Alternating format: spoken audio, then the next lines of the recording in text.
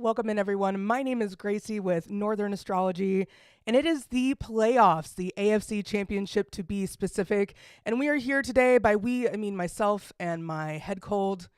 Thank you, Ashley. I appreciate you doing my hair and making it look lovely, and also passing on whatever you have been fighting for the last week. What a way to call out the people that make you sick. I think we need more of that in 2025. I only go around a certain amount of people. They are my children and my family, and none of them have been sick. I venture out into the public once to get my hair done outside of my daily routine of staying in the car. I got sick. I got that was on Wednesday. So if you guys notice my pace is off, thanks to caffeine. I don't normally drink coffee, but this morning I did because I'm like, I've got Dayquil, I've got elderberry, I've got oil of oregano, I have Manuka honey, I have Vicks, I have every single method of fighting this thing, right? So no excuses, play like a champion. That's what I feel like both teams are doing today. So I decided to go ahead and suit up anyways, even though this is basically my flu game. So welcome in, and I am having a blast. Just know that there is a dull and aching pain behind my neck at all times. So there's that.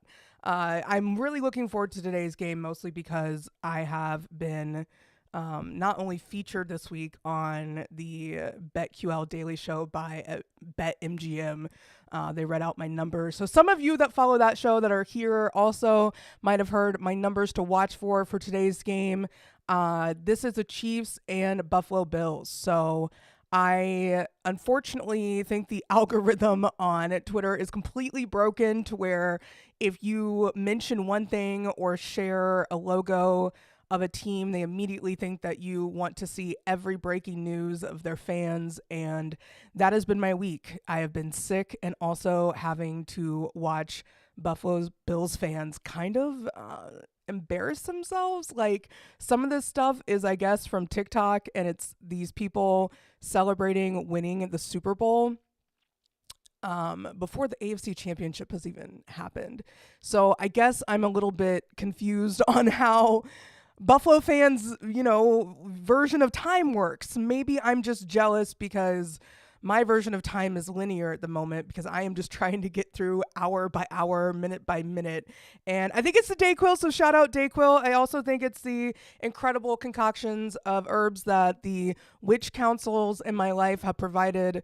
I really appreciate, not only other people outside of the astrology community calling me a witch, but I actually enjoy the real community of spiritual magicians I have in my life that have reached out with all the cures, and I'm super glad about that. I never really told the timeline I was sick because I don't really care to tell people my actual life as it happens. So I thought it was amazing that the moment I said it, it's like, oh, here, by the way, this will help you. And I wake up feeling so much better than I did yesterday. So that is all you can ask for. So hopefully everyone is staying nice and cozy today for the game. If you are going out to Arrowhead, Godspeed. That place is going to be on fire. You want to talk about germs? No one cares on game day.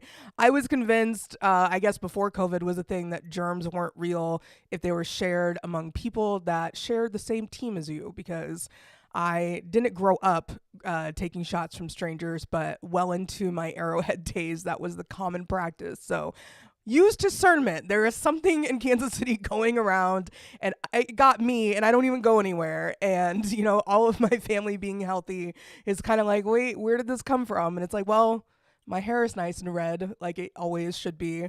If you see me with strawberry blonde hair, that's my natural hair color, and that means that I need to get back to the salon. So I went back there to get my fiery red ready to go for a upcoming photo shoot I have, which I'm really excited about.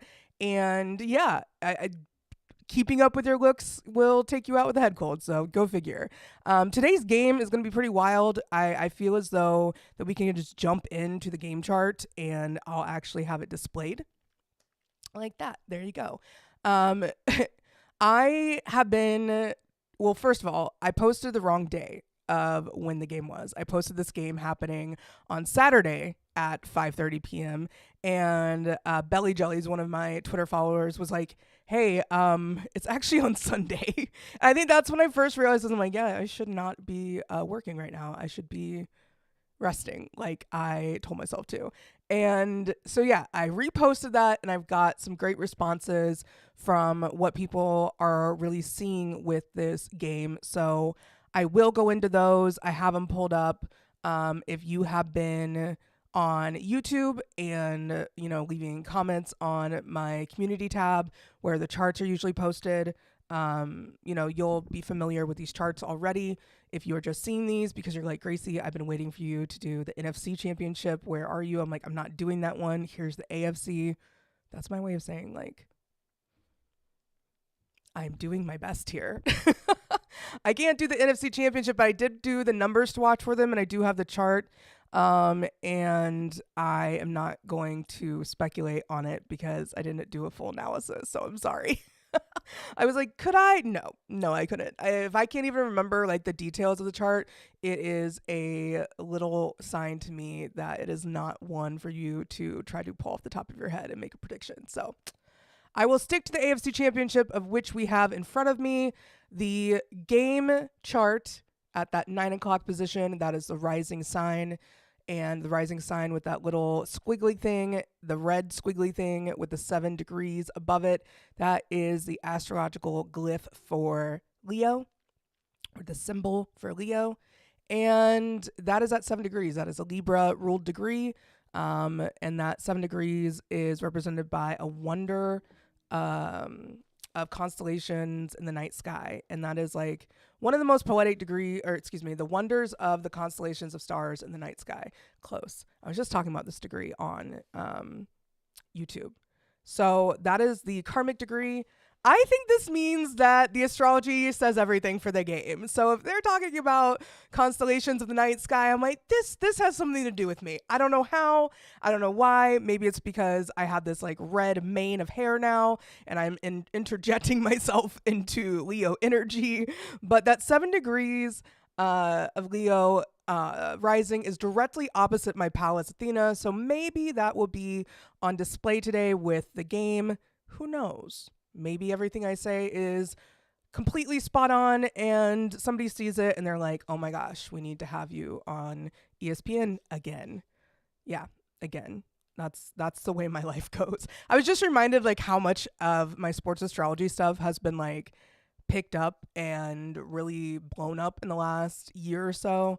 And it really put things into perspective. So all of you that have been watching these shows, just because, this could be the last Chiefs appearance that I cover.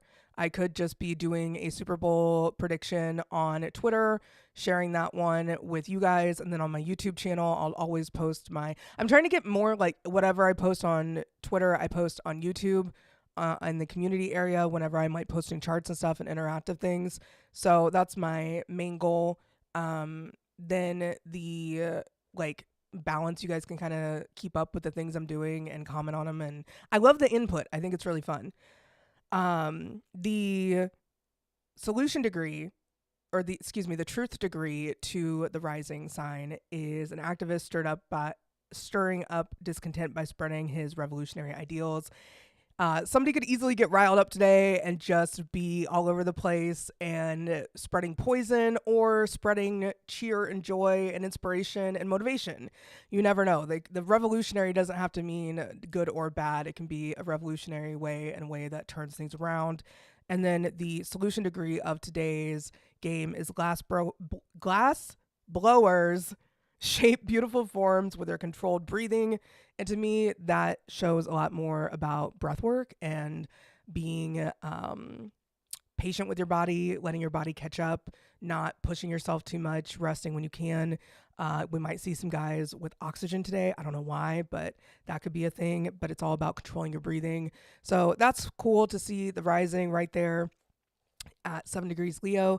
And then you get to see the sun in the 6th house, barely in the 6th house at 7 degrees Aquarius. So the sun is opposing the rising today. So what you think you will see is not what you are going to get.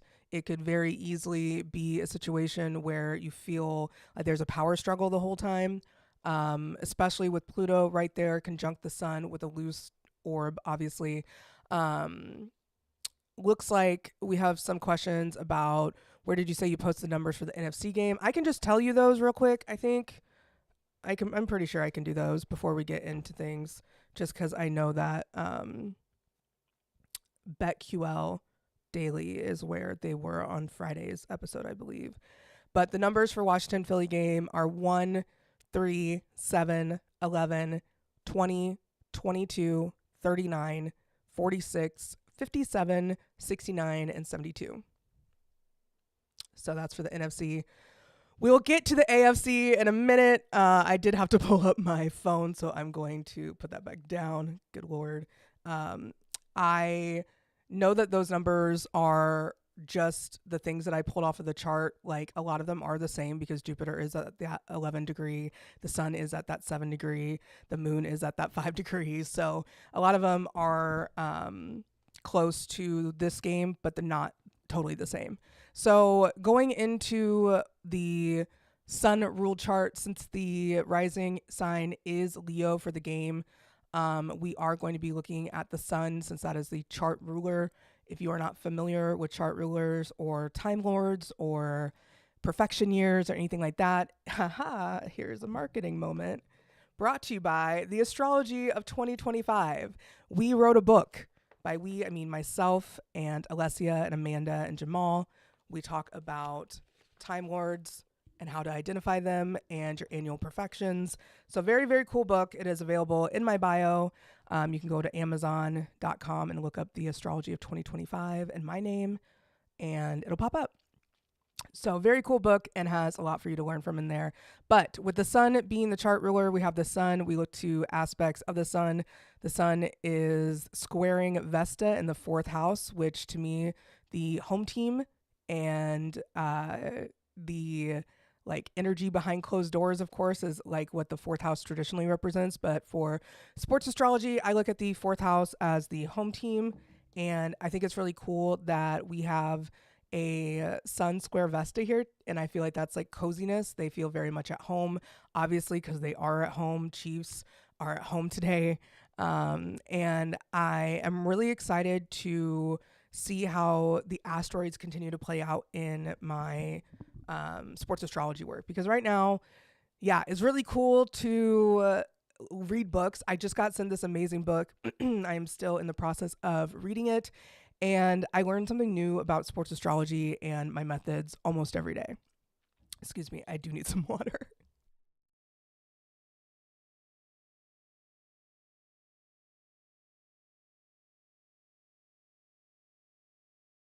In case you missed it, this is a game that is pretty big going on today. It is the game before the Super Bowl.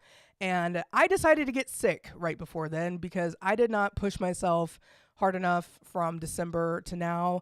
I'm like, you know what? Let's get sick on top of it and just really see how far you've come in patience. So I am in a current hydration and rest mode, but I knew covering the AFC Championship today was something that I really wanted to do because I've covered all the games for the Chiefs this year, and it was pretty awesome so far. The only one I didn't do was like Christmas, which if you wanted me to work on Christmas, you're crazy. I do not get paid by the networks enough to do that. But yeah, we were talking about the sun ruled game chart for today and the sun being conjunct Pluto loosely and square Vesta. We go to see if there's anything squaring over in Taurus, which would be in the 10th house, intercepted there, and no, and then opposing, it's just the ascendant. So that's kind of nice. And then I, look at the sun and you see that at that same Libra ruled degree, and you go to the solution degree. And this is fun because it's actually part of my own chart. So these degrees are something I'm a little bit familiar with. So a child born out of an eggshell. So this could be a little bit of a fragile physical situation. The sun in the 6th house does represent the physical wellness and health and physical body of today's game. And with Pallas and Mercury and Pluto and the sun all in the 6th house, injuries are going to be a thing. And I do not want to sit there and say, oh my gosh, everyone's going to be injured and it's going to be a bloodbath, because unless we had an Aries rising, I wouldn't say bloodbath. I think a fire ruled chart with a fire rising can be very much intense, let alone when it's ruled by the sun. And the sun in Aquarius, yeah, it feels a little bit more intellectual, it feels a little bit more aloof, a little bit more breathable, a little bit more liberated. I really enjoy Aquarius energy, and Aquarius rules over the calves and the circulatory system. And I do think that today's game is going to be crucial for circulatory system, so staying warm, and then calves, like calf sprains, calf cramping, things about calves. And then, of course, you go to what is the sun ruled by? And the sun being ruled or being in Aquarius is ruled by Saturn. And then we go to Saturn in Pisces, and Saturn is all about the feet. So we go to the 8th house, and the 8th house is kind of like, okay, this is other people's money, kind of like gambling. I call it the Vegas house. This is like that collective undercurrent of the game. And it's like, to me, this is where we see Saturn and Venus. So is it like this robust, powerful energy where it's like fun to bet? There's like a Mars ruled energy here. It'd be like angry outburst and like, it'd be fun. I'm not saying if you have a Mars ruled 8th house that you're an angry person, but anger lives within you, and that's okay. I think I saw a tweet from Letters to Juno, or Letters from Juno. I'm sorry if I screwed that up. And it was talking about divine feminine rage, and it was just a picture of the goddess Kali.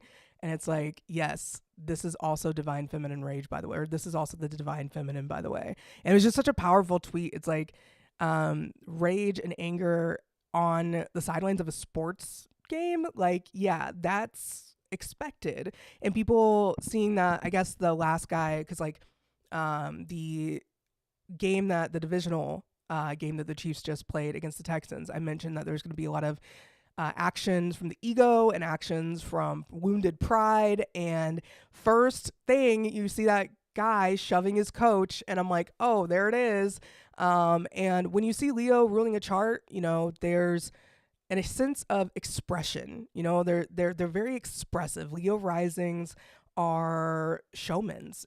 They are the people that absolutely have the Venusian, usually the Venusian ruled 10th house, that helps them exude beauty in the spotlight. And I think it's beautiful to see when Leo risings truly like step up and embody that. And if you're Leo rising with Aquarius placements, like, you're a very electric human being already. Not only are you ruled by the sun with the Leo rising, but then to have Aquarius placements, it's like you're part of a network and a part of a neural network, and it's like in your veins to have just kind of the electricity through relationships, through your physical work, through your physical presence with the 6th house. So very, very cool. I love Leo risings. We have a Leo rising that helped write the book that does the Time Lords in the book, Amanda. So definitely check her out when you get a chance.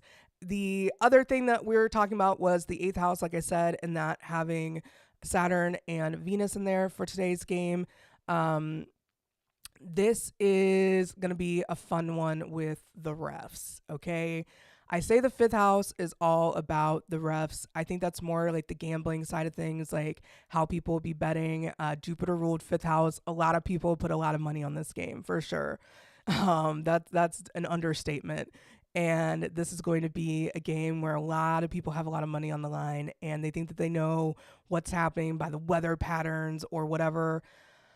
We'll see. This is going to be an interesting one. I think Venus is going to be here in the 8th house to remind you to not bet everything you have on it, because if you ruin yourself financially over something like this, then that is 100% on you. These are entertainment games. These are things to, if you have it, do it. If you don't, that's where Venus and Saturn might be with this game, to be like, knock it off. And Saturn likes to give out lessons, and so does Venus in her own way. So I would definitely be careful with spending too much on this game. You will not regret the not losing your ass. That's all I will say. As someone who was a former sports bettor. Having Neptune conjunct the North Node in the ninth house, I feel as though this is a little bit of rose-colored glasses for the Buffalo Bills, as they are the travel team, and I do think the ninth house represents the travel team. Not only that, but we have a Jupiter-ruled ninth house. And where is Jupiter? We talked about Jupiter for the fifth house of gambling, hobbies, referees. That was also the house of children and lovers. So having that ruled by Sagittarius. Lots of people are traveling to see this game today. It'll be interesting to see who's there. But Jupiter being in Gemini, station retrograde still, we have quite the trickster. And yes, I can say trickster with Gemini. Stop it. Like, go back to the ancients. Do you want me to just call everything by the Nordic mythology? Instead, I could do that. But it's very low-key energy, all right? And to not have a relationship with Loki while Jupiter is in Gemini is doing yourself a disservice. Having Jupiter squaring Saturn loosely and very, very loosely squaring Venus, Neptune in the North Node, it can feel like luck is restricted, or you might not win the biggest, but not losing your ass is the biggest part of today's game. Is like, there's so many warnings to not bet too big because this game is insane. And if you want to know why, it's because I know I started on the degrees of the sun, but we started with the 7 degree, which is a child born out of an eggshell, and then we go to the truth degree, which is beautifully gowned figures on display. So a lot of women here today looking amazing. There'll be a lot of people on display, a lot of outfits, a lot of like Kansas City being like the center point and focus of the universe has been the strangest feeling as somebody who lives here. No one really understands it. Like, no one understands the magnifying glass that Kansas City has now started living under with all of the sports success and then extra bonus people that show up in our city. So it's like, it's really, really cool. And it's brought so many people in. Like, my other half works in esports as well as sports in general, and has a background as a college athlete. And he's just incredible. And he works with all sorts of athletes. And it's Kansas City. Like, I wouldn't expect like LeBron James to be in Kansas City on a random weekend, but he was. And hardly anyone knew about it. It's like this place is a secret, yet we're in the global spotlight recently more than ever. Thank you, Miss Swift. And, you know, it's just like, it's been wild to see, but it's also been really cool. So we'll see how it goes. But the reason that I want to say that this is going to be a wild game is because of this degree. Oh, cool. That's really neat. When I mentioned the NFC championship earlier, I can see YouTube comments, by the way. So if you guys comment on YouTube, I can see them. I did the numbers for the NFC championship, and you mentioned 69 for Eagles game. He's typically their guard. The center, Cam Jurgens, is out, and 69 is sliding over to the center position today. Yeah, I think that's really cool to know, because I think 69 is going to show out today for the NFC game. That's the one that stuck out to me a lot. So thank you for that. So before I get into that, the why the game is wild, I just want to share the NFC championship. I don't pay attention to anything. Like, I literally look at the charts. I don't look at injury reports. I don't do shit. Like, even if somebody's injured and they're still at the game and they're on the sidelines, they have the ability to make an impact. You never know. Water break, one moment.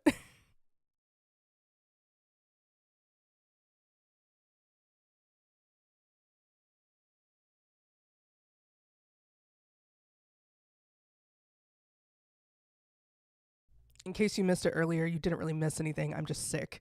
And my hairstylist got me sick. Thank you. She's like, yeah, the doctor said I was great to work. And I'm like, I already feel like there's something not right with me. She told me this at the end of the appointment. I'm like, I've already started to feel weird. So I don't know what they told you, but they're lying. And that's what I told her this morning. I'm like, P.S. your doctors lied to you. So back to the game. We talked about the karmic degree, which is 7 degrees Aquarius for today's chart ruler. We talked about the truth degree, which is 8 degrees Aquarius. It's beautifully gowned wax figures on display. I also feel like that's, you know, the people on the field. It's like we see these athletes at their utmost perfection. We're at like playoff level is the most physical physical that they're going to be. They're probably worn out, but they're still pushing through. That to me is also on display. So it's not necessarily beautiful in the sense of it's like aesthetically pleasing and perfect. It's just that their best selves are showing up and their strongest versions of themselves are. Aquarius 9 degrees is the solution degree for this, right? So just the description of it alone, it is a flag is seen turning into an eagle. This sounds like an acid trip. Like if you see a flag turning into an eagle and flying away, you might be on something. Maybe like cold medicine, like all the Dayquil I'm on. Maybe I'll see a flag turn into an eagle, and this is just a forewarning to me. Who fucking knows? But this is the description. It is a flag turning into an eagle represents nationalistic ideals and values being taken to their highest level. The flag and the eagle are both symbolic representations of these strong ideals. The flag is a pictorial representation of a nation or a country's spirit, and the eagle is a physical manifestation of that spirit. And the flag turns into the eagle. The feeling of spirit is transformed into a physical expression of that ideal. They are made physical and become more realistic. This is like a inner transformation manifesting in real life. It's something where something related is transforming. I like to see it as like, holy shit, this could be meaning the Chiefs and the Eagles are going to be advancing today into the Super Bowl just because the sun is at the same degree for both the Chiefs game and the NFC championship. So we'll see. We'll see. So that was really cool. But that degree is also the degree that I see as like radical changes. Anything in Aquarius, Uranus and Saturn energy is just like, you never know what's going to happen. So enough of the Sabian symbols. I know that that can be a lot. I could go into days on how that is showing up today in the chart. So I'm going to go into the game chart with Buffalo since we've talked for about a good 25 minutes, either about me being not feeling well today or this game. The Buffalo Bills are showing the hell up tonight. This is a big, big, big time showdown for the Buffalo Bills. They have been preparing for this for ages, was what it seems.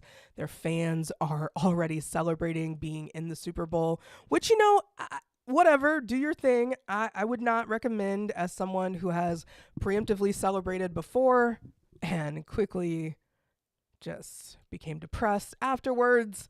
Not a fun feeling, but some people learn best on their own. So once again, this is the Bills chart. That is a noon chart for the day that the team was founded. And my new method, which we are developing each and every day by we, it's me and the frog council that lives in my brain.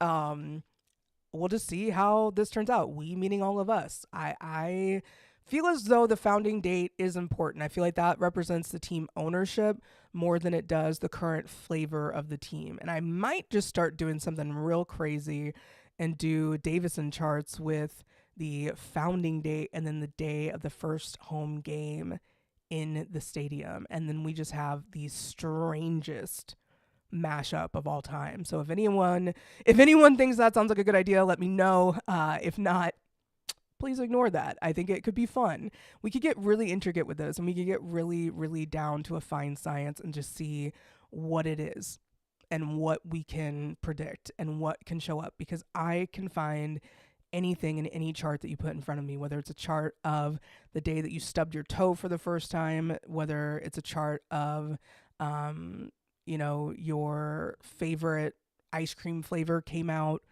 you can find it in the chart. It's insane. Like, astrology is very powerful. So if you've been like, Gracey, what the hell do you do with these things? Like, how are you looking at these charts and knowing what's going on in the world? I wish I could answer that one too, outside of it is something that speaks to me. Astrology symbols and the charts and everything really and truly just hit home for me. And knowing that I can see these things in the future is kind of cool.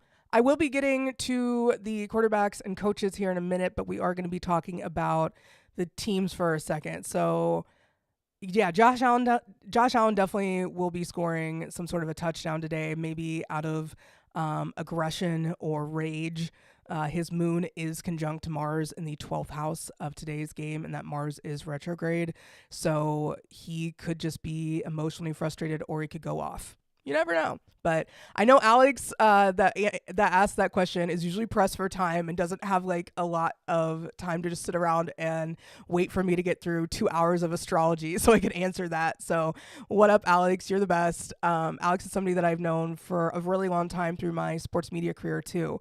So if you guys are looking for picks and keeping up with a lot more sports, definitely check him out. Alex B. Smith on Twitter. So there are so many different ways that you could look at this chart when it comes to where to begin, but you got to start in the first house. So we'll just go through there and go through the 12th.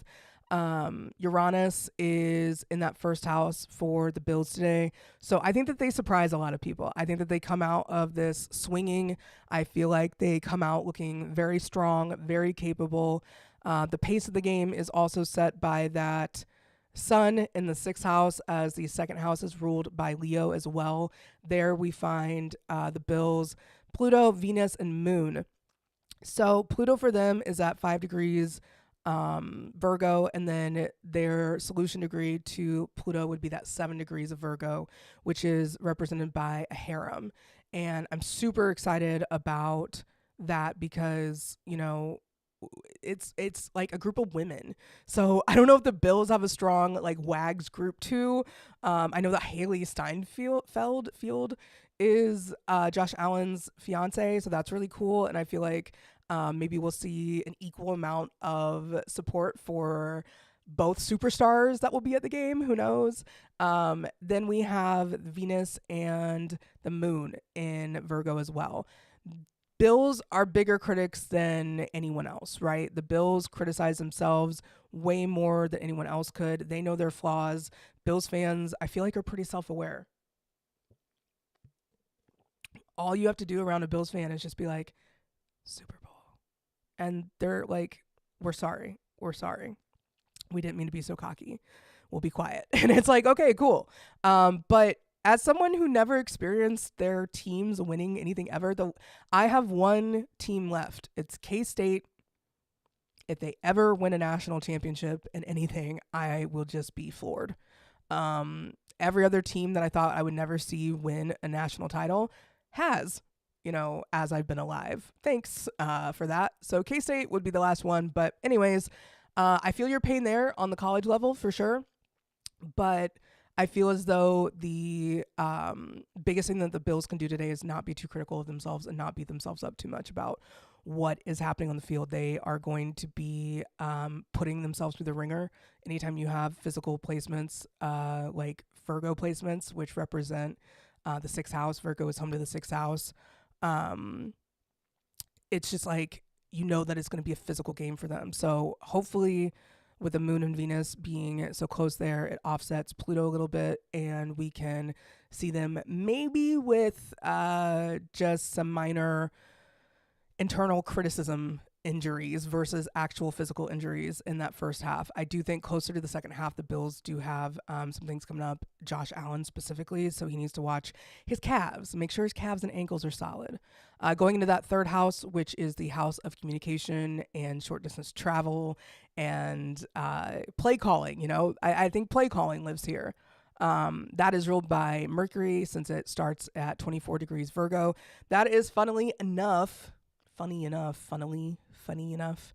that is exactly Patrick Mahomes' son, so 24 degrees Virgo. That will be the North Node invested there in the 3rd house, so I think that the Bills are going to be able to, since they've definitely gone through their Saturn return twice, they are able to see, I think, a little bit of alleviation from, you know, their, I don't know, I want to say balanced communication. I definitely think that they are able to communicate fluidly and keep their team together. Leadership will definitely be on display here today. Going into the 4th house, this is where everyone, I got to pull these comments up because they're pretty funny.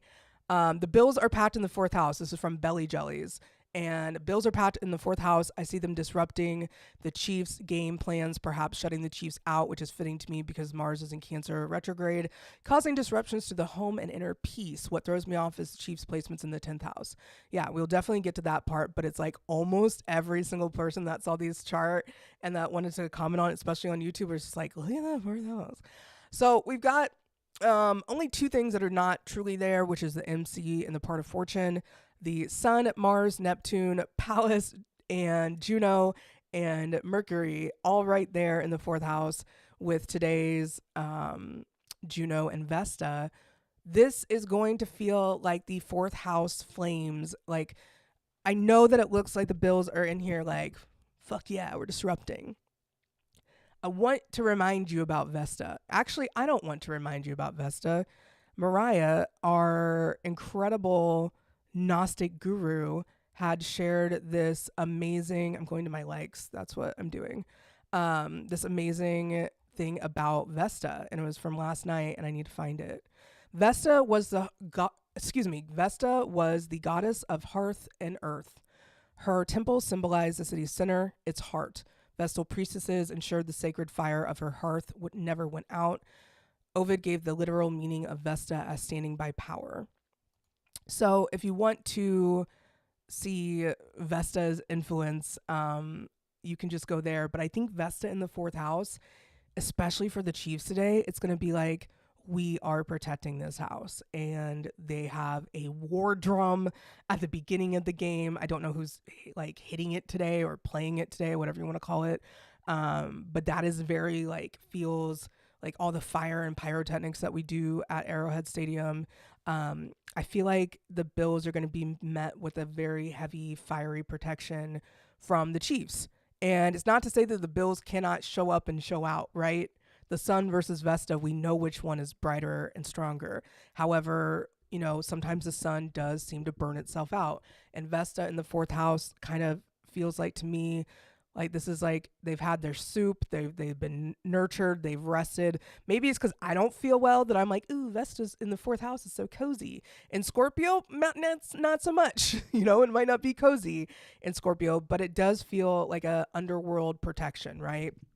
And if you know anything about Arrowhead, there have been plenty of mishaps there. There have been really horrific accidents and crimes and things committed there, and it's a very haunted place. And yeah, I did make fun of a guy for going into Arrowhead once and like trying to talk to ghosts, but that was just because I knew him in person, and I'm like, please stop. Anyways, going into the Mars Neptune conjunction that is very close to Vesta in today's fourth house, and then Mercury, which is close to Juno in the fourth house of today's game. Very interesting. Like, once again, Mercury and Juno, I feel like that's just speeding up the inevitable when it comes to the relationships around you and the intensity and close-knit and loyalty of this team. I think the Bills have a very strong chance to win today, and that is very hard to say as a Chiefs fan. You saw what it took me to say the Broncos were going to win that one game, and they ended up winning like 38-0. So yeah, I was right, but I was like, they're only going to win by like 2. And I was so mad about it. I really like the idea of the Bills showing up strongly and showing out strongly.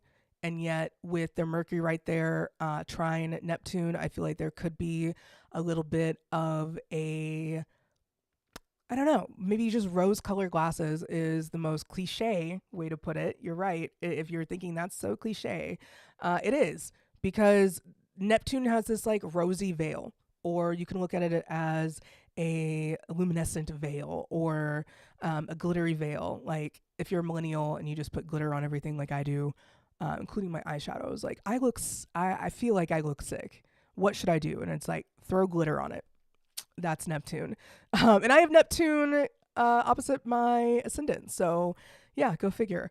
But like Neptune, trine, Mercury, this is also a very spiritual time for the Bills. They are going through it. They're going through, or they were going through a nodal opposition, or not a nodal opposition, a nodal reversal, excuse me. And They are now kind of lifted from that. The North Node being in Pisces instead of in Aries feels a lot less pressure on their South Node there. But in the ninth house, we see their South Node in Aries, which is ruled by Mars. And Mars today is in retrograde in the 12th house at that 22-degree kill or be killed degree. I feel like the Bills are just up on the chopping block. So let's get to the Chiefs chart because there's really not much past that South Node. Their Chiron at 22 degrees in Aquarius is conjunct the Chiefs Saturn. So that's going to be interesting to see how that plays out. Going into the Chiefs chart, we see their Mars right in the first house. So yeah, it's going to be a fight today. There's going to be some aggression right out the gate. It's going to be like the Kentucky Derby if all the horses were able to take steroids and still win the race. Just insanity. And this is going to be very much along the lines of a game for the Chiefs to show out their dominance, but also still keep some in the tank for moving forward. The whole point of today is to get to the point where you get to move forward. This is going to be a game where it changes a lot. The pace, the momentum, the back and forth, the mental process is going to be wild. Yeah, I like basically the Kentucky Derby. I love that. The horses at the Kentucky Derby all take steroids. We don't have to lie to ourselves, right? They're all on roids. It's just a matter of getting caught. But as somebody who used to be in the horse training world, I was working with Arabian horses, not thoroughbreds, but I did work with Arabian horses for a few years, including having our own Arabian horse breeding operation and collection, and it was wild. And boy, is that true. There are all sorts of things that people do behind the scenes, and I'm glad to see some of the trainers that I worked with got called out and were banned from the industry, so that was really nice, but still rampant. Anyways, we don't need to talk about horse training, but a fun fact, if you ever run into Brett Veach, the GM for the Chiefs, he loves horse racing. He was born and raised on the East Coast. When I met him, I talked to him about horses, and he wouldn't shut up about horses. It was pretty funny. And yeah, that's my Brett Veach story. He loves horses. So if you ever want to talk to anyone, talk to me or Brett Veach about horses. We got you. I'd love to see his chart. I one day, there are two people in this world I have left that I really want to know their time of birth, and it's Brett Veach and Andy Reid. So if anyone can help me with that one, I would greatly appreciate you. Looking at that second house, like I was mentioning, we have the ability here to see the Chiefs pull off going to the Super Bowl again, possibly three-peating for the first time in history as a franchise, as a team, as just an NFL team in general. That's a lot of pressure, right? So today's game is very much something that I feel is going to be fast-paced, communication-driven. Virgos are going to show out today. Like, something about today's game with that part of fortune being in Virgo, it's like all that energy that normally feels like it's holding Virgos back, like being neurotic and being in their head and being too harsh on themselves. All of those things are very much possible when you're a Virgo, right? I was raised by a Virgo. I love Virgos. They are people in my life that keep me accountable and keep me grounded and keep me stable. They keep you humble too. Don't ever discount a Virgo's ability to be like, oh, you feeling a little too full of yourself? Well, here you go. So take a look at that chart with the Chiefs real quick. I'm going to drink some more water because I'm hydrating. This is my flu game.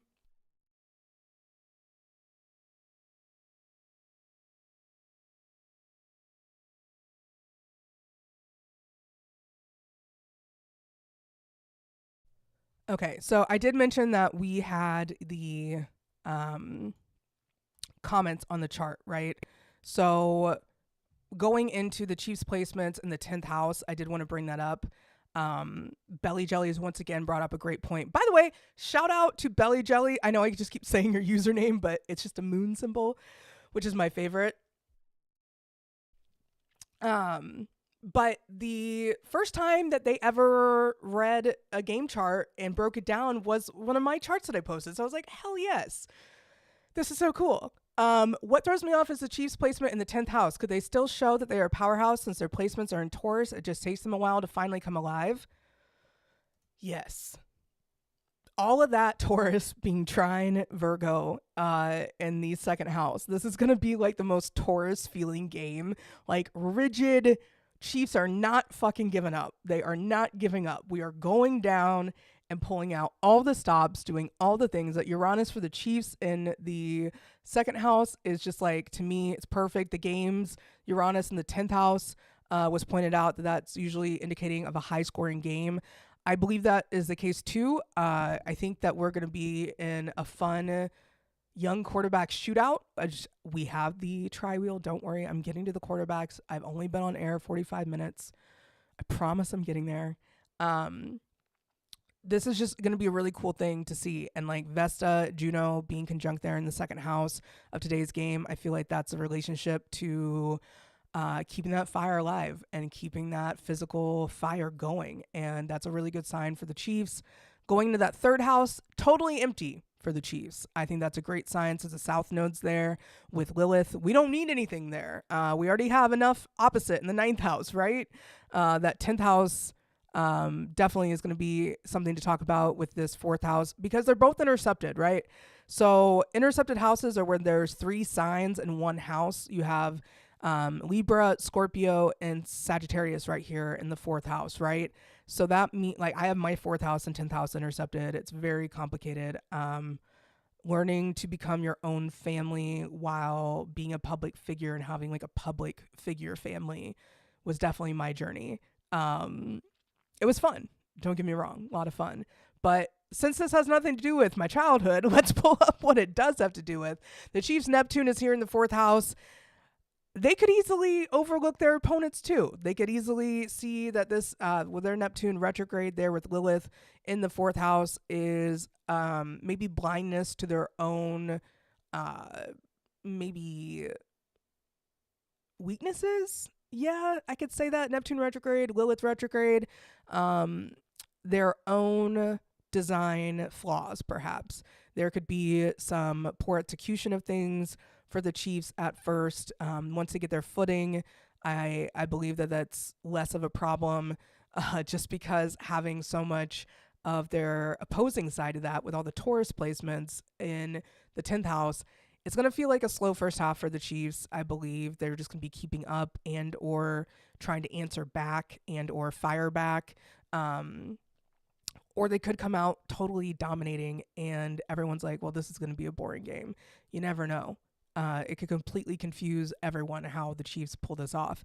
Going into the 5th house, ruled by Jupiter. Jupiter, once again, station retrograde in Gemini at 11 degrees, which is the Aquarius degree in the 11th house. Woohoo.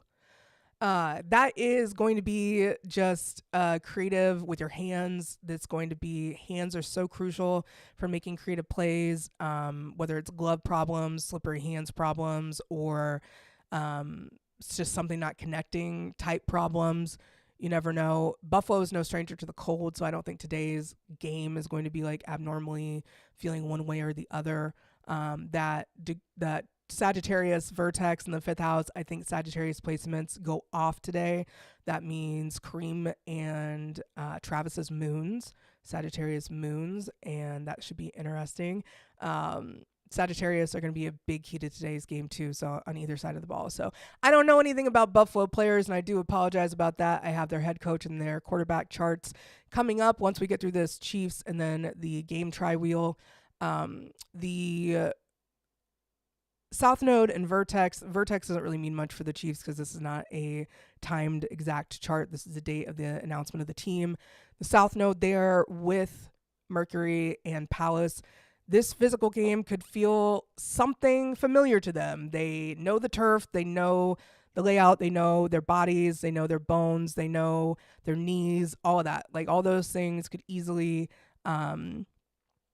not come back and haunt anybody. Those things are just either those injuries are healed and they're on display. People that have come back from injuries of the knee, joints, whatever, or bones in general could easily, especially like Isaiah Pacheco could, I don't know if he's playing or not, but he could easily go off today just to prove that he is getting better. Who knows?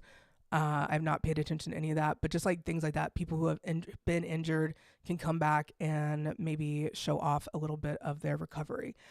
Going into that seventh house ruled by Saturn, and then Saturn in the seventh house. 22 degrees Saturn, kill or be killed degree. Yes, it is a thing. This is going to have kind of an impact on the way that they approach the other team. The seventh house is about the others. Yeah, intercepted houses are my specialty, Nora. So if you want to book a reading with me, I'd be glad to help you. First and seventh house intercepted is not an easy understanding of life or other people this lifetime. You might master everything else, but you're like, why do people confuse me so much? Anyways, going into the eighth house, which is also ruled by Saturn, which today's Saturn is in Pisces, right? I was mentioning the chief Saturn at 22 degrees Aquarius in the seventh house, but today's Saturn is in Pisces. So that Pisces Saturn, which Pisces rules over the feet, is still in play, ruling both the seventh and eighth houses, right? So actually the sixth, seventh, and eighth houses. So that is going to be feet, bones, and injuries all around that transition before and after halftime. That'll be a time where things might feel a little bit tense, or hopefully there are no major injuries around that time, but that is when I believe it would happen. Going into that eighth house where Chiron is for the Chiefs, once again, feet kicking, that is conjunct Saturn and loosely Venus. This could be Butker ends up helping the odds since it's in the eighth house. Butker is the kicker for the Chiefs that has been in some controversy over the last few months, year. I don't know. Time isn't real. I can't tell when he was last in trouble or when he was actually saying those comments or whatever it was about women staying in the kitchen. Doesn't bother me because I don't listen to athletes for moral or life advice. So there's that. Going into that ninth house, we see it ruled by Jupiter, and then the Chiefs Jupiter in Aries is also in there, in between the North Node and Chiron. So if anything, I think that the Chiefs, being a joyful, childlike team that really truly loves each other and loves playing football, is going to save the day here and help them play hard against the away team, which is the Bills. Going into that 10th house, we did mention it a little bit, but having that Venus, Mercury, Moon, and Sun conjunction in the 10th house of today's game, I do think the Chiefs are the superstars of today's game, and we do get to see a little bit more about the Chiefs showing off and showing out in the spotlight. A lot of pressure on this one, of course, and if the Chiefs are quote-unquote exposed, could this intercepted 10th house with all their Taurus placements in there be kind of the case? Possibly. Having the next placement for them as their North Node not loosely, it's like 1 degree, their North Node conjunct Mars retrograde. That is something that, once again, I feel like it's a spiritual coming to Jesus moment. This is very much a coming home, winning at home type of thing. Destiny at home as the North Node in the sign of Cancer. Cancer does find its home natally or naturally in the 4th house. When you look at all the houses and what signs are home to where, it's kind of cool to see. So Cancer being ruler of home, and then the 4th house being so wild. Let's look at the tri-wheel. We're going to get more answers there, you guys. You know that. Take a look at the tri-wheel, and I will drink some water.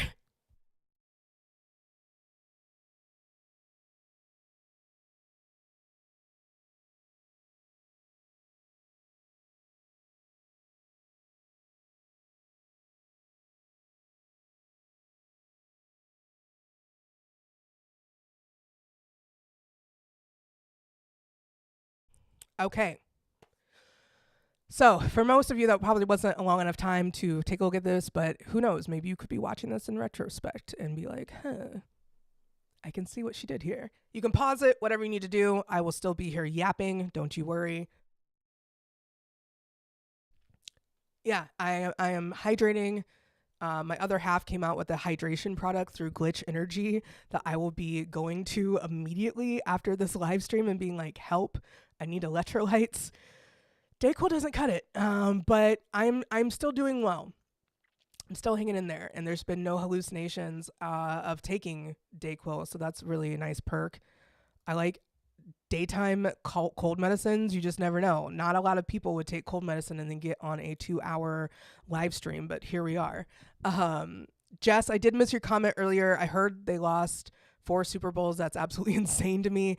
Yeah, the Bills are looking for a win today. They really are. So let's go over what we call the numbers to watch and signs to watch, and then I'll give my prediction and we'll go through why.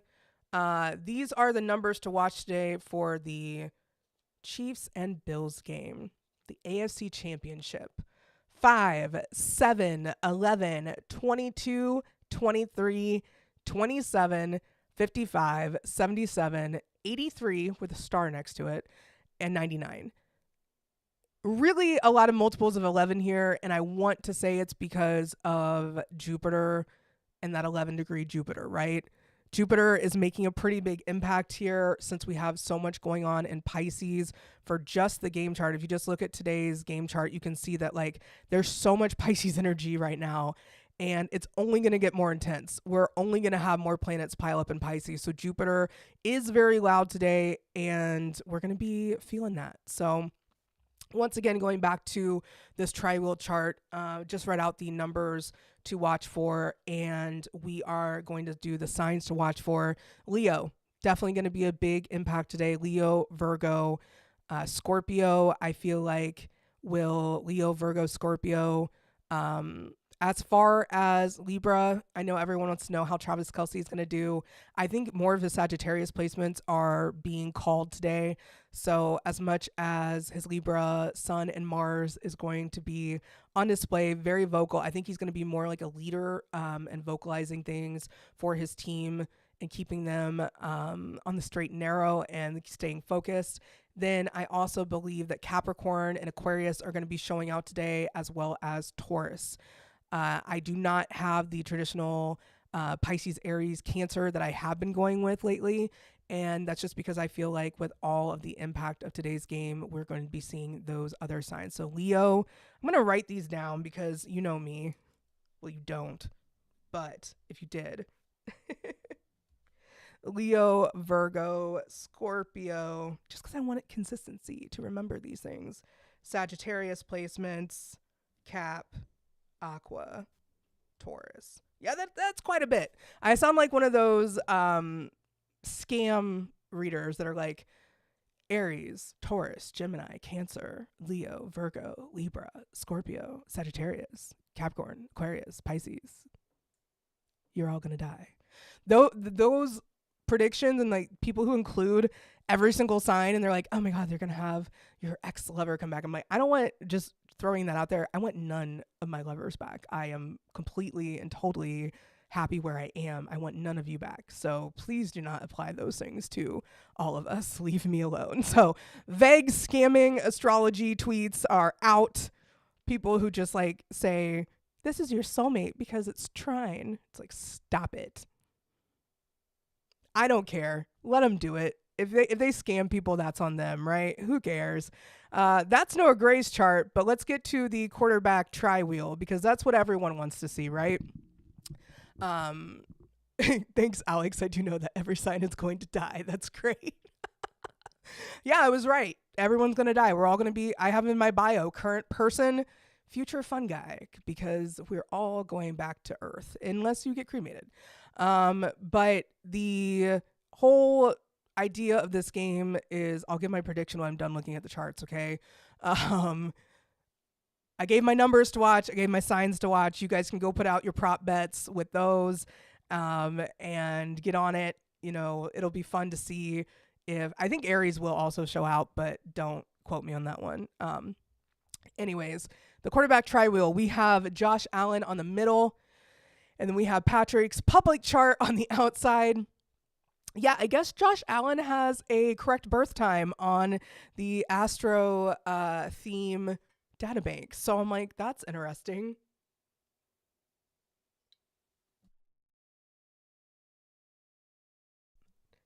I need to see which one, if it's like from a birth certificate or not. But this is Patrick's public chart. Yes, I do have his birth time from his mother. It is something that she gave to me, I think, in 2022. And I haven't shared it because I don't have permission from him directly. So until I do, I won't. It's just that simple. Mostly because I see people like trying to predict his downfall all the time. And I'm like, can you guys stop like using vague astrology and like untimed birth charts? I know that I did it with the whole Taylor Swift birth chart, but I'm still convinced that a fan broke into the Pennsylvania health system and looked up her birth time and did it, and it's accurate because she's one of the most Scorpio rising presenting people I've ever seen.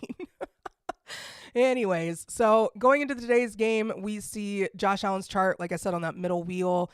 Patrick's public chart is on that outer wheel. So we see a lot of Patrick's, we see at least his palace and his Vesta in the second house of today's game. And then we see his Chiron, Venus, Ceres, and Mercury all in the third house. So I'm pretty sure that we have a level-headed, strong, communicative leader here. You know, as much as Travis Kelce is the Libra face of the team, Patrick has a lot of Libra placements too. And, you know, seeing that Patrick, being a Virgo, a late degree Virgo, is probably going to lean towards more Libra placements. But if you are a Virgo, you either probably have a Leo Mercury, a Virgo Mercury, or Libra Mercury. So, you know, you never know.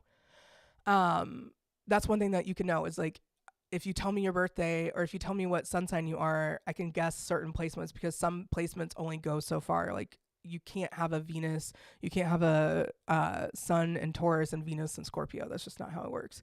Anyways, going into the fourth house, which is kind of fun. Well, I guess we skipped over Josh Allen's Chiron, North Node, and Palace right there in the third house as well.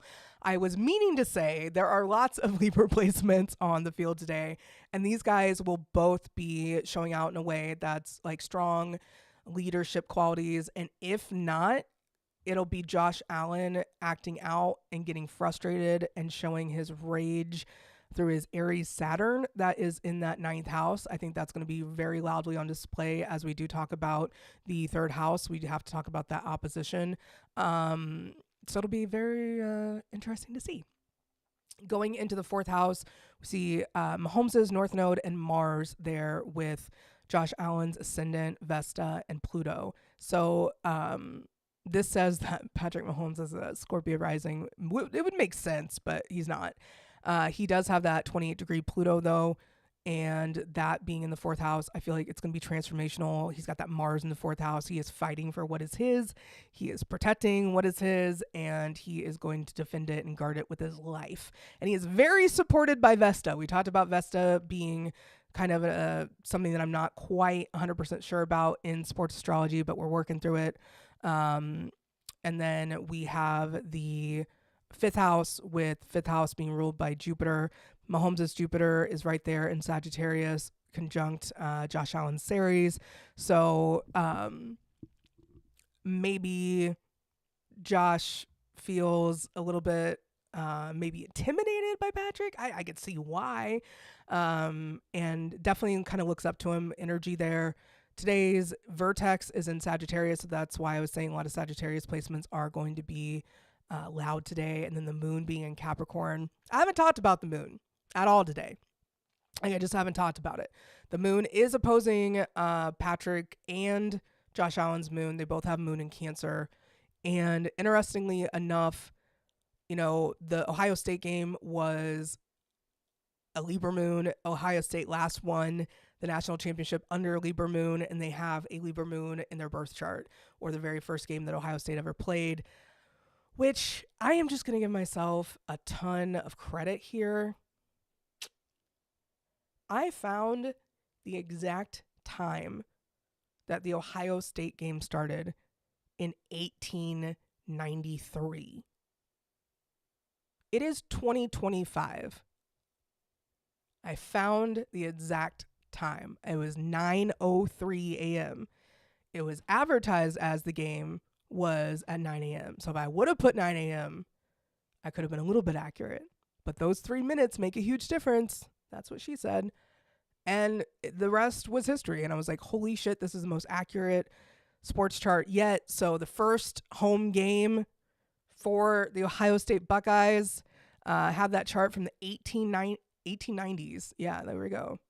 Freaking crazy. So if you think that I can't find out information about you and your chart, you would be wrong. If I can find that information out, I got it all covered. Going into the sixth house, that's where I wanted to talk about the injuries for the quarterbacks today. Josh Allen having his Uranus within a few degrees of today's sun. He has to make sure that he is not running too much and wearing out his calves, calf cramps, calf injuries, ankle injuries caused by calves not working properly or cramping up could be a thing. Eat some bananas, guys. You'll be fine. Josh Allen, if this is the correct birth time, then his part of fortune is close to the moon today, as well as loosely conjunct his Jupiter. So Capricorn energy with that moon could be activated for him for sure. Mahomes has his Neptune and Uranus in the sixth house. If he does have any injuries today, I believe it'll be there and it'll be gone.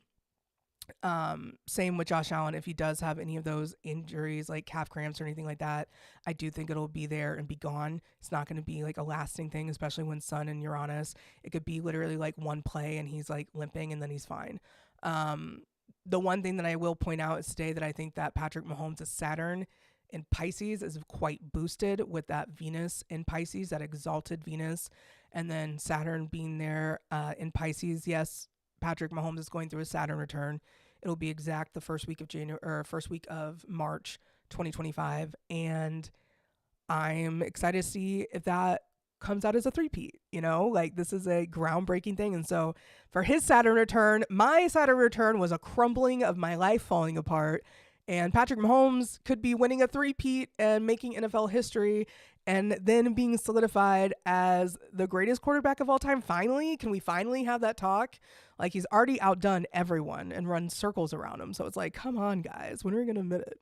No, we're going to wait and take this game one thing at a time. This is definitely a boost for today. This is a sign that Venus could be very much supporting all the growth and healing that he's been doing with that ankle. So definitely going to be interesting to see how that plays out. That is in the 8th house.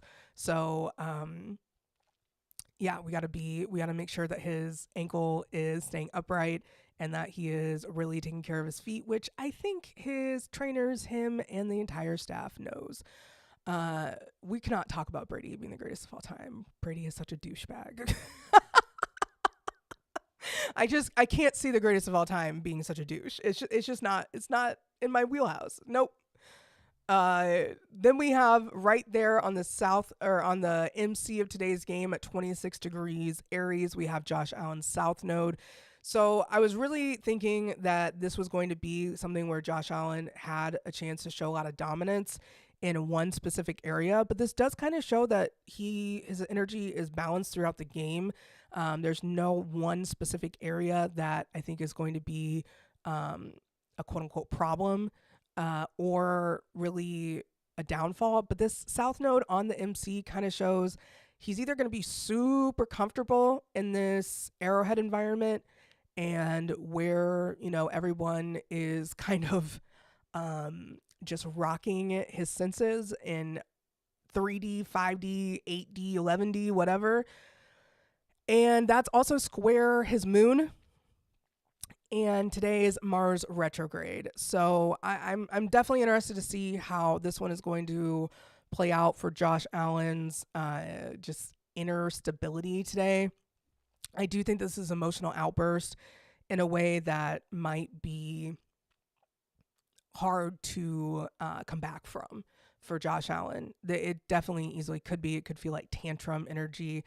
I don't want to say that it's unwarranted, right? Like I have eyes. I watched the last game the Chiefs played. Patrick Mahomes even said I shouldn't have flopped. Like we had some calls. As a Chiefs fan, do I love winning? Yes. As a football fan, do I want everything equal for every team? Yes. I say yes tentatively because I'm like, no, I don't. I want us to always win all the time. But is it fun when you win games and everyone's like, the refs gave that to you. No, it's not. So this game, I do feel like is going to be chippy as hell. It's going to be a battle of these two young, brilliant, talented quarterbacks. Like, they both have moons in Cancer. They're both emotional people. Emotional people. They're incredibly emotional. They're very power driven. I can tell you that Patrick Mahomes is probably one of the smartest quarterbacks out there. He has a Gemini MC that is just like on one all the time, and he has a lot of people to kind of help think for that like mental prowess. And it goes back to how he was raised, how he was a competitor, and how he was allowed to shine as much as possible in sports because of, you know, his dad being a pro athlete and just encouraging that environment. So it's like sometimes you see athletes charts and they're like, oh, they really had to work hard to come out and be an athlete. But it's like this guy was born with swiftness, was born with the gifts of all the Mercury things. So yeah, I think it's really cool to see how everything plays out and how this whole chart will look after the game, and how I can go back and learn from it. That's one of my favorites to be able to do. Today we are also going to be looking at the coaches for the AFC Championship. So like I said, I just had the quarterback trial up. Sorry, I just like went away with that. The last thing we were talking about is Josh Allen's moon and Mars conjunction there in that 12th house. So today's Mars retrograde is conjunct exactly Josh Allen's moon in that 12th house. So traditionally speaking, the 12th house has been a very I'd say murky place to understand sports astrology, and it can kind of get to the point where we're like, what's happening here? Is this going to be a spiritual venture where he's like becoming one with the football, or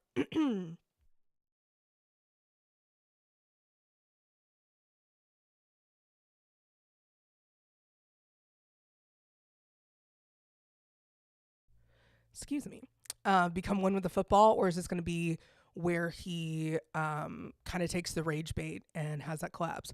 Belly Jellies wanted to point out that the Josh Allen and Patrick Mahomes' Mars are opposite each other. So, you know, it's understandable why they are great opponents and why everyone loves watching them play each other. That's a great observation. And I didn't even like talk about that because there's so much to talk about today. Thank you for pointing that out. And that's really true. I know people that have Cancer Mars and I have a Capricorn Mars, and we are super competitive against each other, and it's fun. And it's not like this, I want to destroy you energy. It's just like, let's have fun and show people how the game of football should be played. Speaking of which, this is the head coach's synastry chart. I haven't done this one yet for Coach Reed, and now we have Sean McDermott's information as well. So it is both noon charts. Andy Reid was born in LA, Sean McDermott born in Omaha, Nebraska.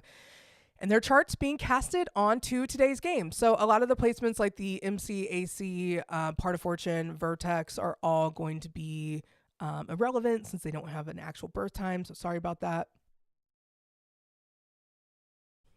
There are a few other fun placements in here, like Andy Reid on the outer wheel right there starting off today's game has Uranus retrograde on the ascendant. So who knows what kind of shocking stuff he's going to pull this game, how he's going to show up coaching this game. His Pluto is at 0 degrees Virgo, station retrograde in that second house ruled by the sun. Then you see Sean McDermott's Pluto in the third house in Libra, also station retrograde. Pluto's retrograde for a large amount of time, so it's not like this is anything like too impactful. Uranus retrograde in the fourth house for Sean, as well as Jupiter and Neptune retrograde for Andy Reid, and then his north node there in Scorpio. And yes, it is red, so technically the node being retrograde, they're retrograde most of the time. So very, not rarely, but when people have the nodes direct, they're usually a little bit better chasing their ambition right after their Saturn return. It doesn't take them as long. Going into that fourth house, I do think that, I mean, Pluto, I didn't really talk about showing up, but it's just transformation. Andy Reid transformation through the pace of the game. Mercury ruled Pluto is all about timing for sure, but if it was a Saturn ruled Pluto, I think it'd be more about timing, longevity wise, but it's like short distance, short amount of time. Like I think that represents pace for sure. And then in the third house, I think transformation of how you use your voice and how you communicate today for Sean McDermott. So cool. Vesta's also there for Sean. We talked so much about Vesta today. I'm like, I have to shout her out. Fourth house, we see Uranus for Sean McDermott. And then we see, like I said, that Jupiter and Neptune retrograde with the North Node all in Scorpio for Andy Reid. I do believe that this is like a big push for Andy Reid's kind of like possible road to retirement. You know, this is a game that could easily help impact that. Eighth house placements are about, you know, getting your state right, getting your matters in order, getting your property right, trust, inheritance, stuff like that. So this Scorpio is at home in the eighth house, and that's why I'm mentioning the eighth house, even though we are talking about the fourth. That all being intercepted, though, is the one thing that I did want to bring up, is that intercepted in Scorpio, this could mean that he has luckily he has Mahomes Mars in there that is also intercepted in Scorpio, but I think that this is going to be something that's like a safe haven for the Chiefs. They're going to rely on the transformative outside and underworld of the Chiefs and all of the ancient energies of the Arrowhead Stadium from the 70s till now can power up and help out the Chiefs today. Going into that fifth house of creativity and gambling and refs. Refs, like I said, I see them in the fifth house. I can see them in the 11th house. I see them more of the teams in the 11th house and refs in the fifth house. And then the eighth house is more about Vegas odds and gambling. But refs and gambling are like found in the fifth house. So I think gambling is like collective money, Vegas gambling, like the big odds. And then fifth is like personal bets and like things that you do yourself. So your personal gambling. So, fifth house, Neptune retrograde for Sean McDermott. That is in Sagittarius, which is also at the 9 degree, which is a Sagittarius ruled degree. So traveling well might be a little bit of a problem here for him. He might not have got the most sleep. He might not have rested well. He might be sick. He might just not feel at ease. Who knows? Then we have Andy's Saturn at the 25 degree of Sagittarius, which is another one of my favorite degrees of Sagittarius because it's such a funny description. It's the, here, I'll just read it to you. A chubby little rich boy rides upon a hobby horse. It's like, oh. This is a degree of people who have everything, born with everything, but also the last decan of Saturn is, or the last decan of Sagittarius is ruled by Saturn. So it is a little bit of insecurity, right? So I think that his creativity will overcome his insecurity. Hey, Elizabeth, I'm so excited. Elizabeth told her friend about my sports astrology streams, and I'm so honored because it's like, I was kind of like not sure what I was going to do with my sports astrology work, and the community, the astrology community that like reached out and were like, oh my gosh, I love what you do. Keep going. Elizabeth's definitely been a part of that. So thank you so much for sharing it. A lot of this with the degrees and the things that I talk about, I kind of just read from this book and didn't explain it. This is my 360 Degrees of Wisdom book by Linda Hill. It talks about every degree that you can imagine of the astrology wheel, right? So a circle is 360 degrees. The astrology degrees are 360 degrees. So every degree has a symbol associated with it, and that is the Sabian symbols. They were channeled from Elsie Wheeler in the 1920s, and Mark Edmund Jones kind of made them popular through his descriptions and breakdowns of it. And then Linda Hill, who is the best at Sabian symbols. And I got to interview her in my issue of my magazine, which, not this issue. I interviewed her in another issue, but this is my Northern magazine. Yes, I have a magazine and a publishing house and a book, and my book's over here, and I'll show it to you guys later. But yeah, there's just so much about the, you know, the Sabian symbols that I've learned through there. In the Deacons, 36 Faces by Austin Coppock, of course, is the go-to for the Deacons. And I know that other people have been working on projects for the Deacons as well, so it's kind of cool to see. Anyways, going into the 6th house, we see Andy Reid's Mars here. So I think that he's going to be super, super boosted with Pluto and his Mars. I'm excited. I love Mars-Pluto synastry. It is feisty.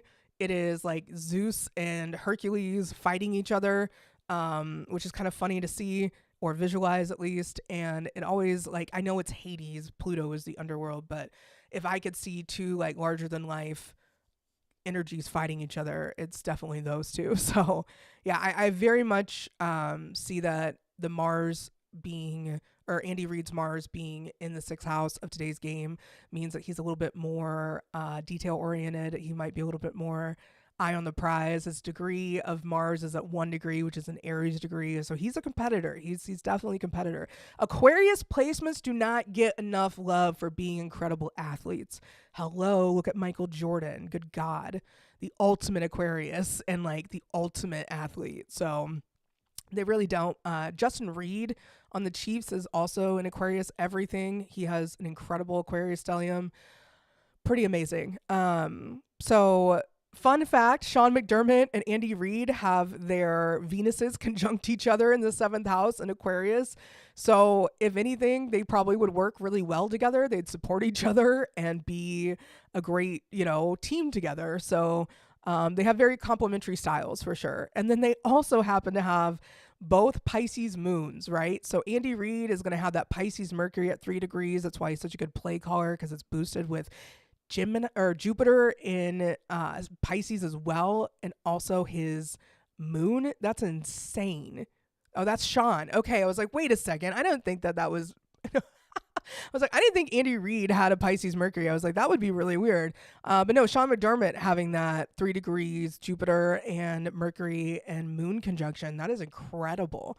He is just like in it. He must be like constantly radically transforming his play calling and developing his style. Like having a 3 degree anything, that's a Gemini ruled degree. So it's very intellectual. It's very much brainiac.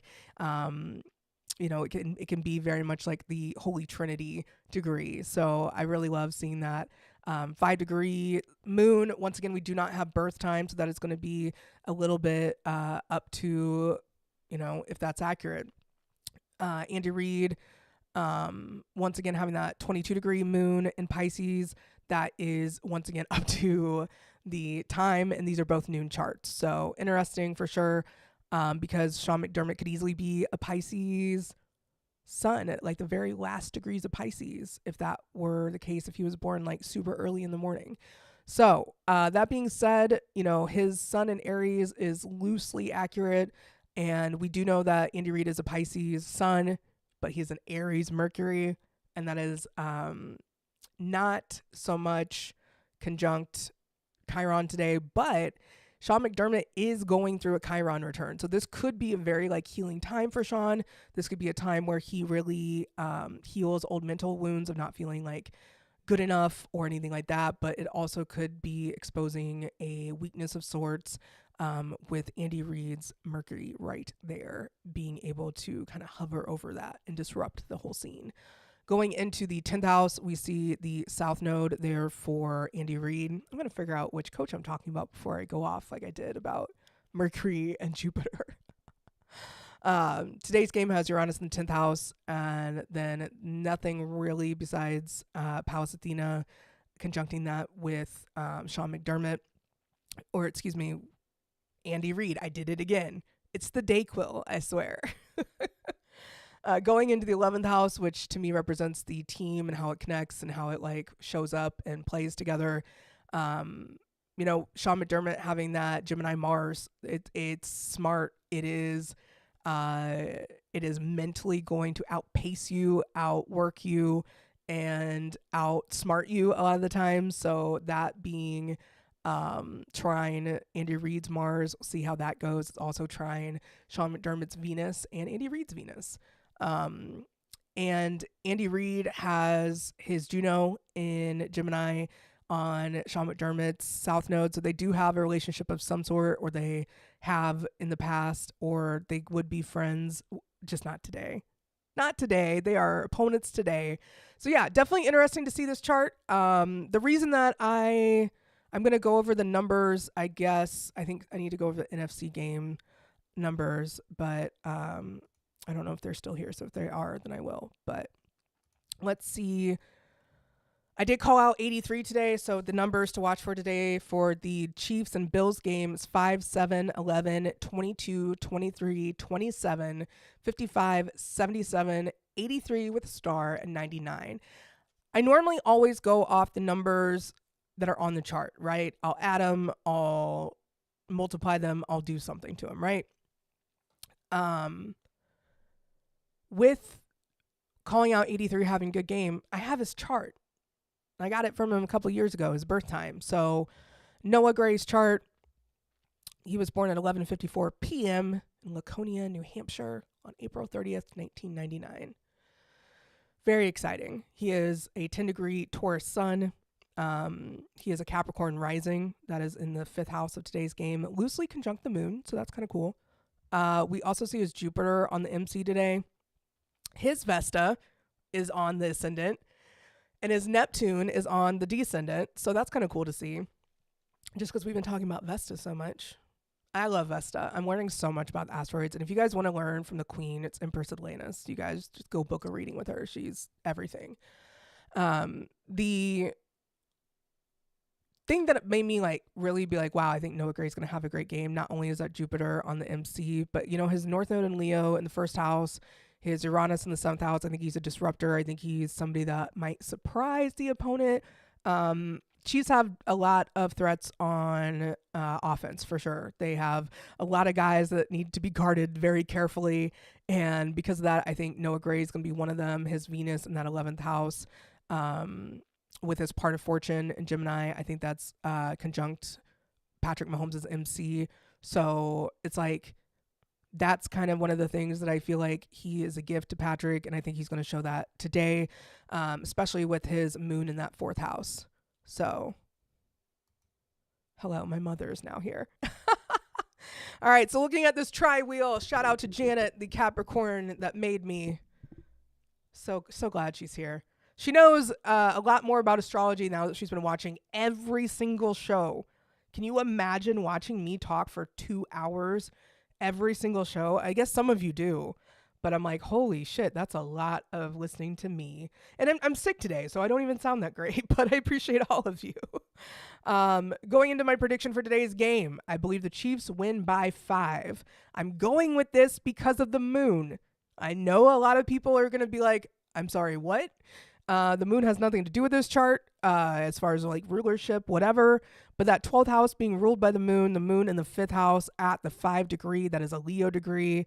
I still think Leos are a big part of today's game. I'm looking forward to kind of seeing how that plays out. The Leo rising, Mars in Cancer is going to be a loud factor. So I do have the Chiefs winning by a narrow margin of 5. It doesn't feel like they're going to be winning by a lot, but it does feel like they're going to be winning. The Bills are going to put up a damn good fight. This is an incredible team. And I believe that, the Bills are going to be causing us a lot of problems for years to come. So I think this is going to be a very even-keeled matchup. And, the Chiefs have an opportunity to show out. I'm glad that the points sound good to the betting expert, Alex Smith. I'm sold on that. That's the only approval I need. I don't do sports betting myself. I used to bet on Lithuanian basketball at 8 a.m. on a Tuesday morning. And that's when I realized I might have a problem with sports betting. And then I just stopped. I get into things for a little bit. I'm an Aries. I'm gung-ho on it. And then the next thing you know, I'm I think I'm good.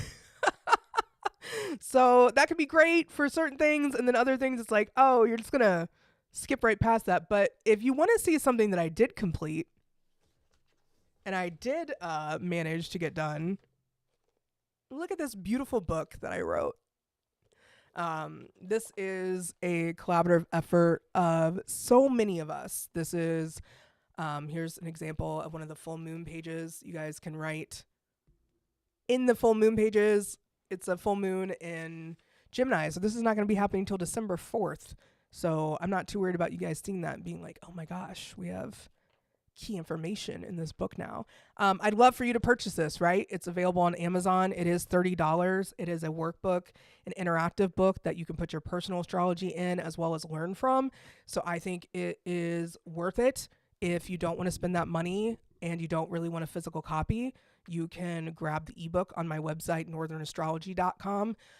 Shout out to Alessia, Amanda, and Jamal for helping me write that beautiful monstrosity of a year ahead. We have unprecedented astrology ahead of us. We have so much going on, but the Chiefs winning by 5 today is the one thing that I can say that I'm looking forward to, because it is my nodal return. I'm living that and breathing that, and as I do, I think my purpose is becoming clearer. I believe my sports astrology work is only going to become more interesting to the masses, and I'm looking forward to that. I have no idea where it's taking me with the nature of sports. I don't know if this is going to be my last stream or if I'll be back for the Super Bowl talking about the Chiefs. Either way, I have had so much fun this year. This is the first year that I really stood up and said, I'm going to do this on me. I'm going to stream every single Chiefs game, whether rain, sleet, or shine, blizzards, sickness, whatever. I haven't been sick all year that I know of. Well, I mean, I guess it's like barely 2025 calendar year, but like it's still 2024 in the zodiac. So I was just very confused, but no more assassination attempts on my life. Please, hairstylists, do not. Please, Ashley, do not be sick the next time I see you, because, you know, that would just be, now I'm going to be like, okay, I think it's personal. So if you guys missed it, I'm glad that I could be back up and running. I had a council of amazing people that were helping me get better with all the cures, and now I'm going to take a nice hot shower and get ready for this game. I'm super excited. I've got so much coming up. We are also, in case you are not, like, I kind of trailed off on like the pricing of the book. We do have a hardcover copy of this. It is in my room, so I don't have it with me. But one of the paperback copies, maybe this one in my hands, who knows, is going to be given away, right? We are going to give away a copy of the book on February 1st, and that will be through Twitter and Instagram. And I'm really excited about that part. So we're going to be able to give a book away. You'll get a signed note from yours truly, and it'll smell amazing. I spray all of my notes with the various samples of perfume that I have, and they always smell good. So that's the one thing people say about getting notes from me. They're like, oh my God, that smells so nice.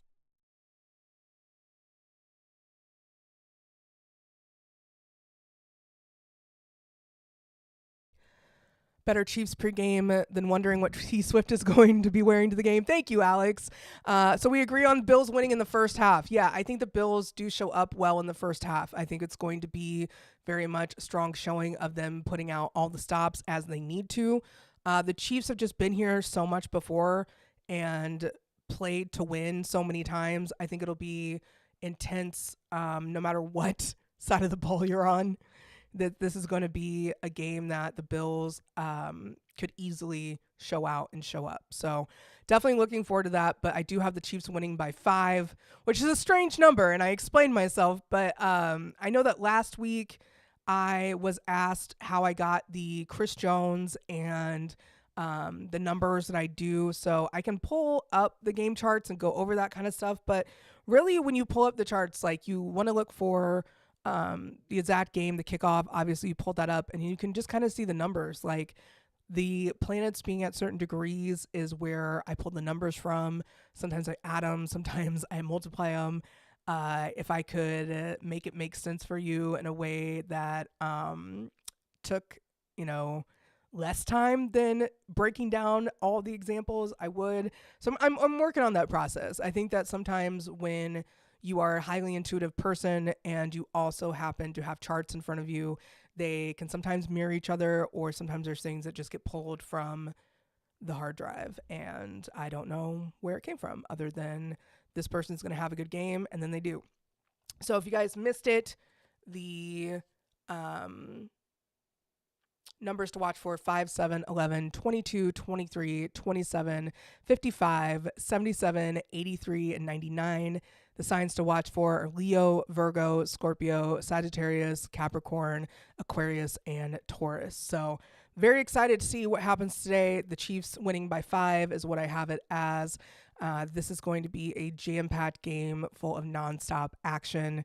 And if you are a nervous human being, breathe, meditate, learn to breathe into your diaphragm before the game starts. Like, there are things that have helped me in my journey through watching the Chiefs, and they mostly involve cannabis. Will I be smoking that much with my head cold? Probably not. So we'll see how today's game goes, but I highly recommend pacing yourself and not getting too lost in the sauce, as you know, we're still very much in the Pisces energy feeling with this North Node. I think a lot of people's relationship to alcohol will be changing with this Pisces North Node and Virgo South Node. So I'm excited about that. Edibles are always a good way to go too. Is there going to be an interception? I got lost on that. Let's look it up. You know, I have a couple minutes here. Interceptions. Let's look at probably the quarterback chart is where we should go for that one. Yeah, I definitely think that there could easily be some interceptions, especially with both of them having Uranus in the 6th house. You know, it could go both ways, which is kind of cool. Seeing that, you know, this game could have the quarterbacks back and forth. Like, we could go, both sides could go 3 and out because the defenses, both sides could just keep scoring touchdowns and we just try to keep up. It could be 55-60 as the final score. You know, with Uranus in the 10th house there, even though it is retrograde, it does add a boost to the chaos, which is fun. Fun if you don't have a heart condition, right? Thank you for the question, Ray. That was a good question.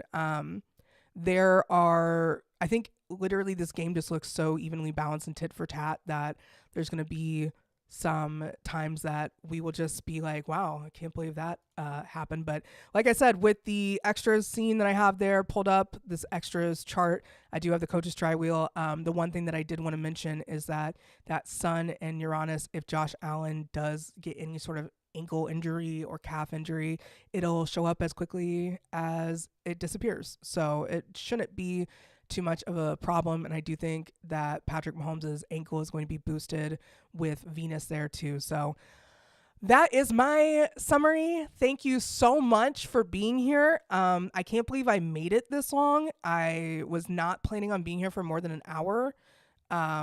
We have so much to look forward to. Chiefs winning by 5. We have the numbers to watch for, the signs to watch for. I think Patrick Mahomes is going to be showing out today quite a bit.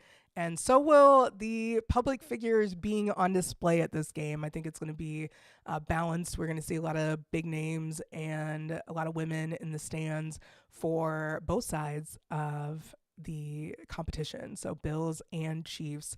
If you guys missed it, I promoted my book, The Astrology of 2025. It is a interactive guidebook that you can work through, and it goes through the transits as they are happening.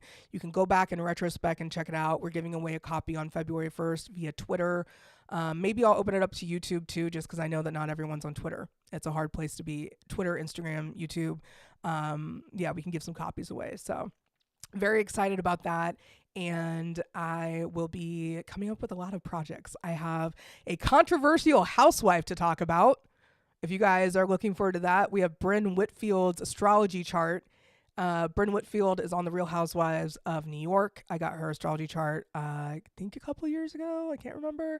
Whenever she started, I asked her for her birth time, and she said around 10:30 a.m. So that is enough for me. And we'll be going into that conversation as, you know, ethically and above the fray that we can. You know, without me personally being in a situation, it is hard to condemn others. You know, I made a tweet earlier this year saying, be careful not to glorify people you don't personally know and tell tales of events that you did not personally witness. This is a big theme of the year ahead. It's like, you got to watch your words. And this is something that I've been working on in the background for years now. As a Gemini moon with a Pisces Mercury, lying was just a hobby. I would just be like, yeah, my dad's a rocket scientist and my mom works at Chuck E. Cheese. I used to tell people I worked at Target just so they wouldn't ask me any more questions and they just leave me alone. Just dumb stuff. I would just say things. And that's not good spiritual hygiene, right? So in 2020, when I was going through learning about all the things that make up spiritual awakenings and journeys and stuff like that, I ran into a lot of characters and I'm like, wow, I wish I would have known spiritual protection for this. And then I ran into a lot of people and I was like, wow, these people are incredibly balanced and see the world through a lens of love instead of fear. And that's what I was really drawn to the spiritual community to kind of find more of. And with astrology, finding that during my Saturn return in 2018, rediscovering astrology, like as a kid, of course, I knew that I was an Aries, but I didn't know my moon sign or I had a rising sign or whatever. And then I was always told I was on the cusp of something. So I started looking that up around 2006, 2007. Then I dove back into horses because I was busy focusing on that. And then came back to astrology around a little bit when my kids were born. And yeah, then 2018, years later, I realized that there's a whole thing called a birth chart and I learned how to read one, and the rest, as they say, is history. So 7 years later, it's coming up on my 7-year astrology rebirth cycle. So it's very exciting to see that I've come so far in that time.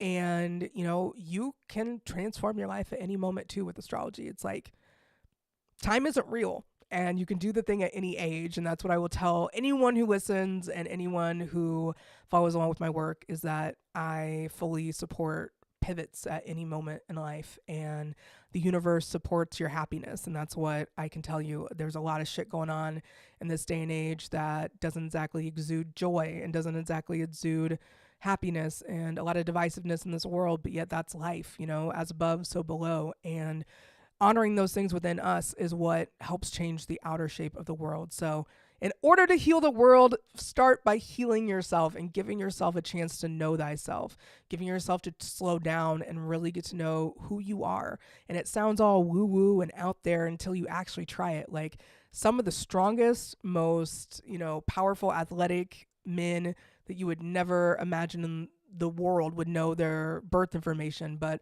they know their chart. They know their weaknesses. They know their strengths. They know how to turn their weaknesses into strengths because they see them and they reframe them. And it's like astrology can help everyone, whether you're a softie like I am or a tough ass like I also am. It can get to you. And if it can get to me, I was the most 3D living in the present moment, totally enraptured by whatever thing that I had created at the time, and was totally self-absorbed. And it's fun to live like that. It's fun to have passion in projects that you just dive into and you don't see the world around you. It's also fun to realize that there's a whole world around you supporting what you do and cheering you on and wanting you to win. And that's what astrology can help teach. So if you came here for the sports astrology and stayed for a few life lessons, I appreciate you. This has been my flu game. I do feel like I need my Scottie Pippen at the moment, which will be a hot shower and some more Dayquil.